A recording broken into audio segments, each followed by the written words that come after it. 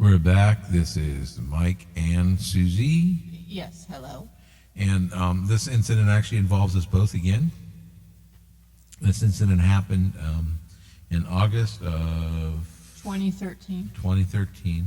My niece was getting married, and we were on our way to her wedding, which happened to be out off of Bodega Highway and off in Petaluma, which is way out in the sticks. And it happened to be on our way. What happened to be on our way was my old barn where my darkroom was. And I told Suzie, I said, I want to stop by and get some pictures. And my daughter was upset. She was with us. She said, why do we need to stop there? I said, because I want pictures of. Well, we were running late. We were running tight. We were running really tight on time. And so I said, just pull in there when we get down there. So we get down there, and she says, all right, fine. She pulls over. I hop out of the car, and just so you know, this place is completely abandoned now.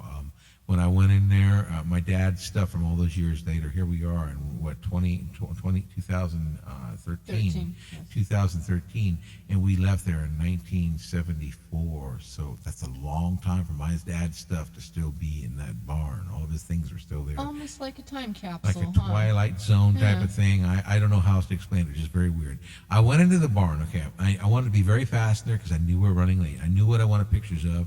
I wanted pictures of the barn stall where my dad almost killed me once, and he was stopped by some orbs that came down out of the ceiling and threw him across the stall 3 times, and they stopped him.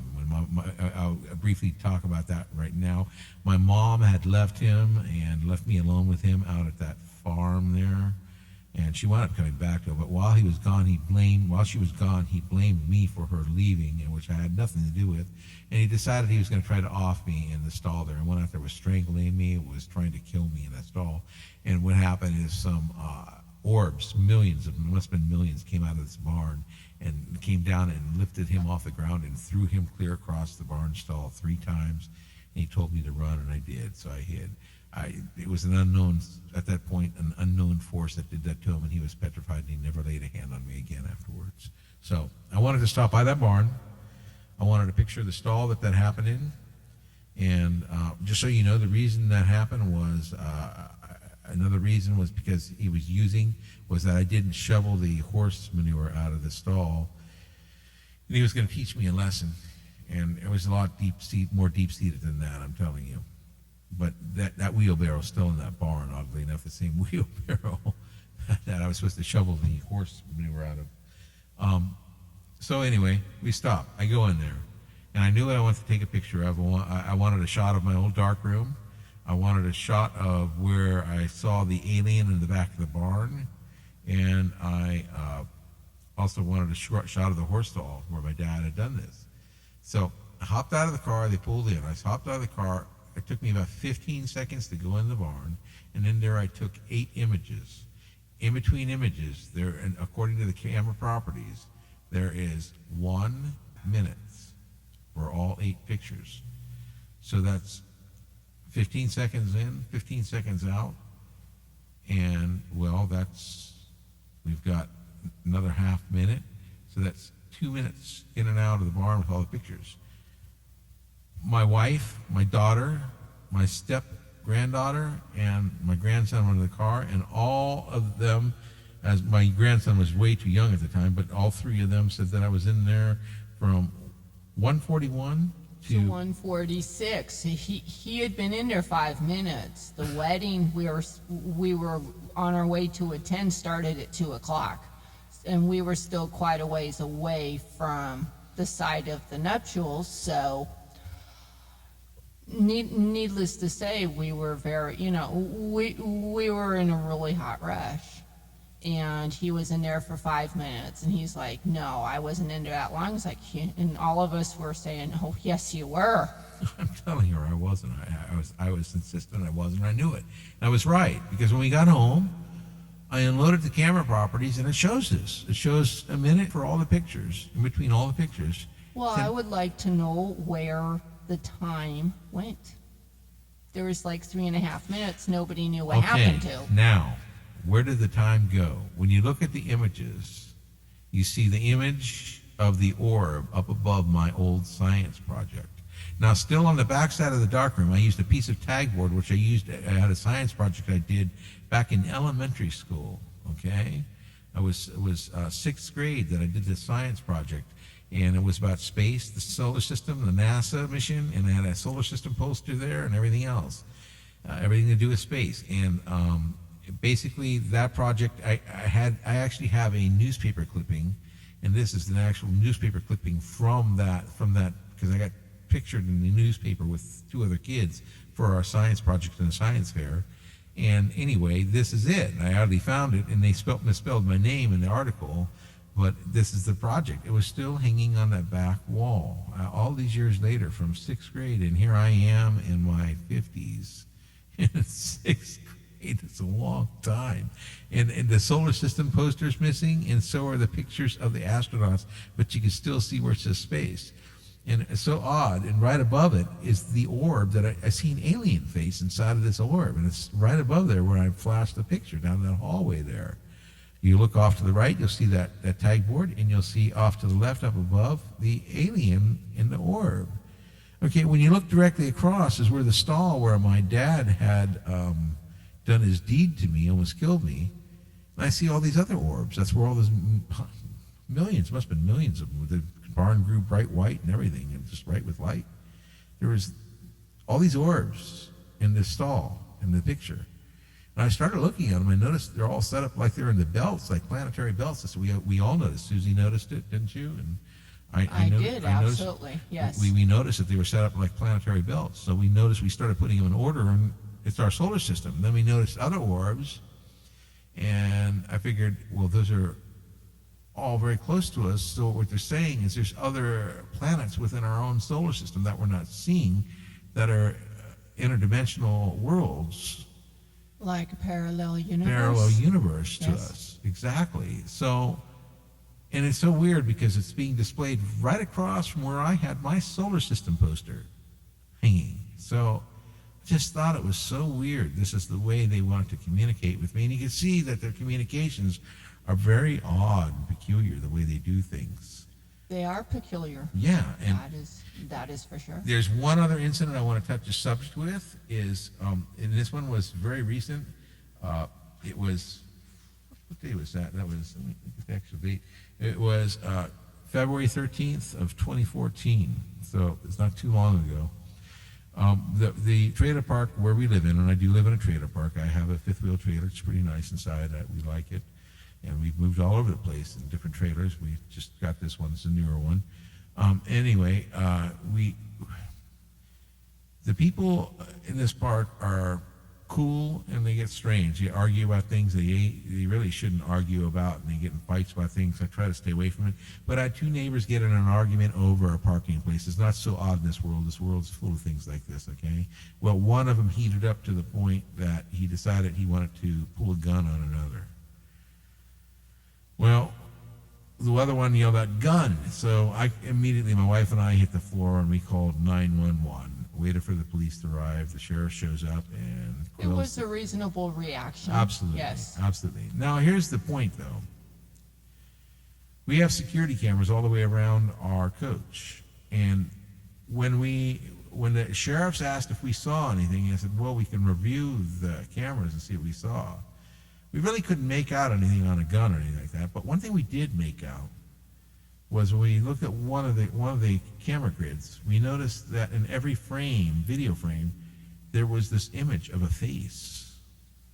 And it was behind the security light of the park. And you can see the cars passing through it in a video.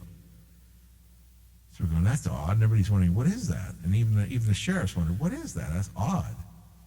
And as I enlarge it, you can see, what I find really odd is the face. When you look at my cover of my book, the beings that greeted me in that atrium, the hooded beings, have the same face as the one in the security camera. Oh, yes, it does. And if you look at the cover of the book, you'll see that. It's the same face. And the one down below, in the lower picture of my book, is the three beings that saw me in the atrium. And that was done in 2011, that picture. So that's before this face in the security camera showed up. Then in 2014, February 2014, 3 years later, the face of the security camera shows up and looks just like the other ones. Now, what I found really odd, when I took that face and compared it to the face on Mars, it looks very much like the face on Mars. It is very similar. Isn't it? It Yes. looks very similar Yes, to it that is. face on Mars. Now, here's what's even stranger. I wondered if I could duplicate that. So I tried, and no, it's never been in any other frame other than that night. It's like this being was sent there to guard and watch over the guardians, well, the guardians of our planet was sent there to guard and watch over that nobody got hurt. And the man did have a gun. That's what the officer said. They said that he presented a toy gun when they showed up.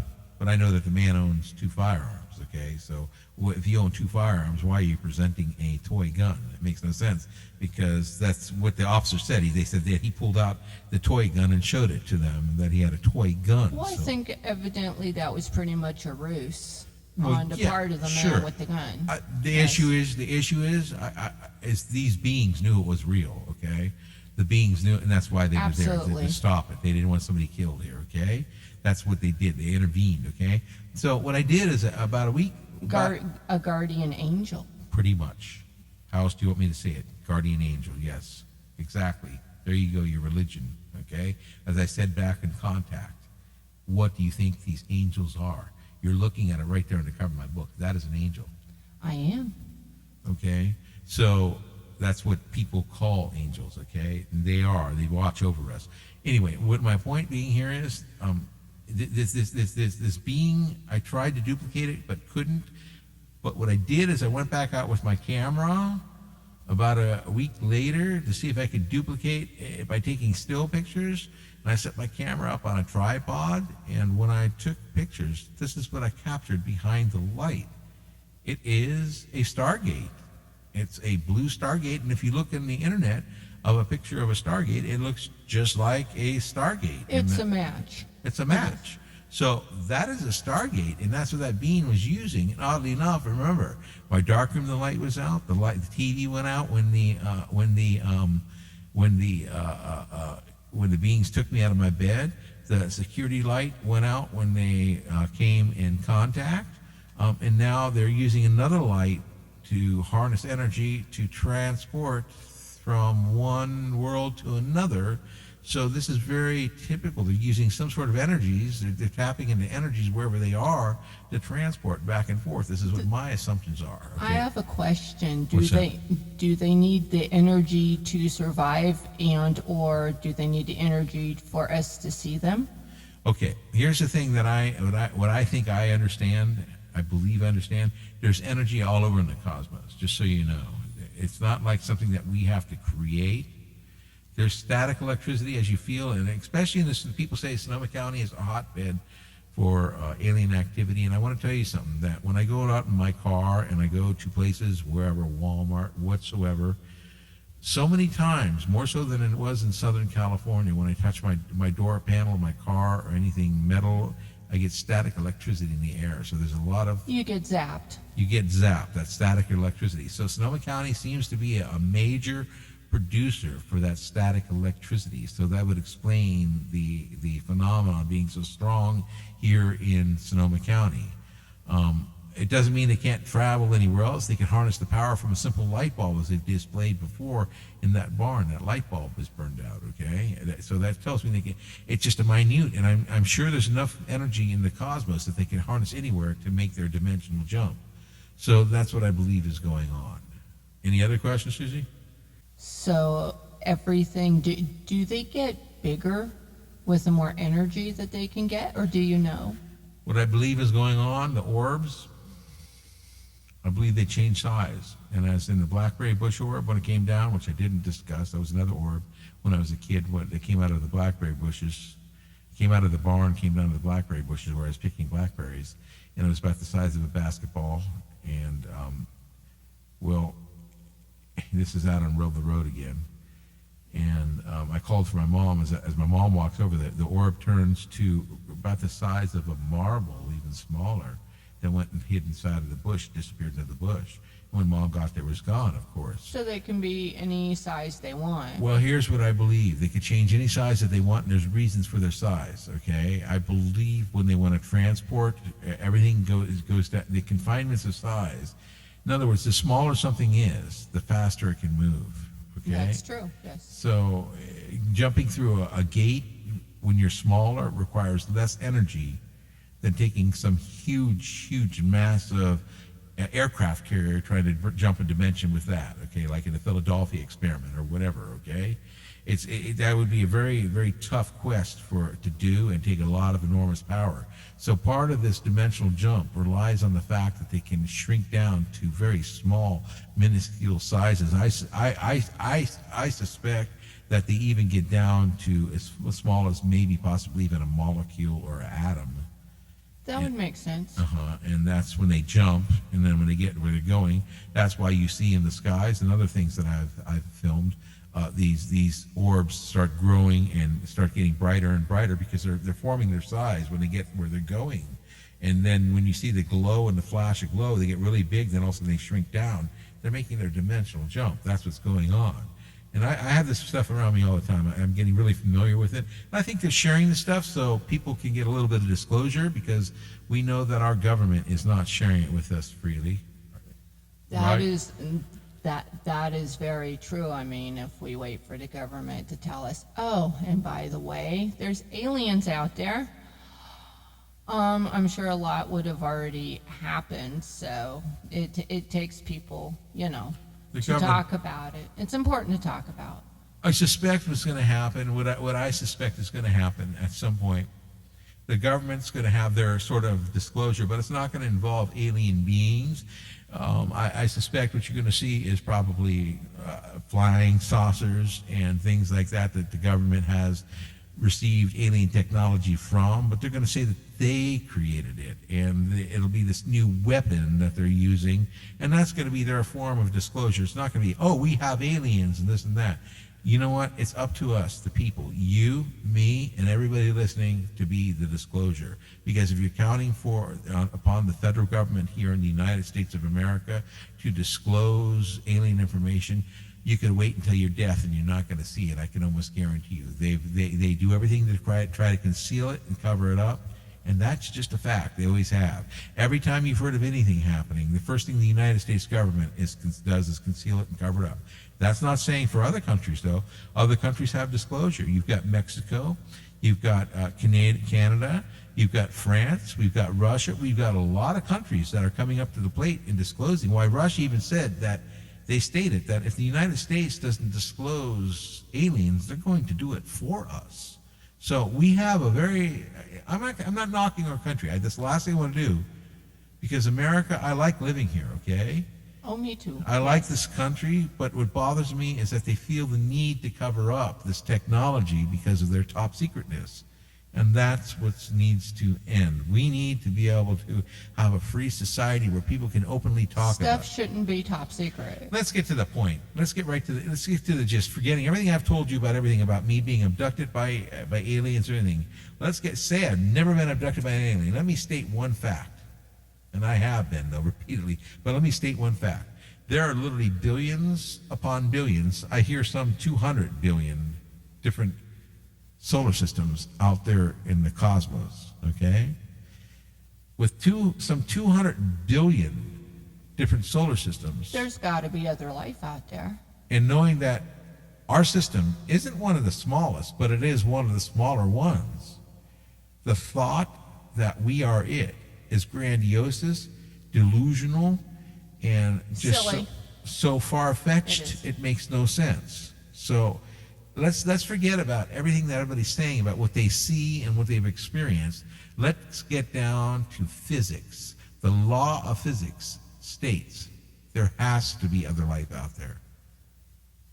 Those numbers can't be crunched any other way. I don't know how else to say it. It just is what it is. So I'm going to let it go for there, and we'll be back with another episode. Thanks, folks. Thank you. You can find all of these stories and more in Michael Davis's book, Falling Sky.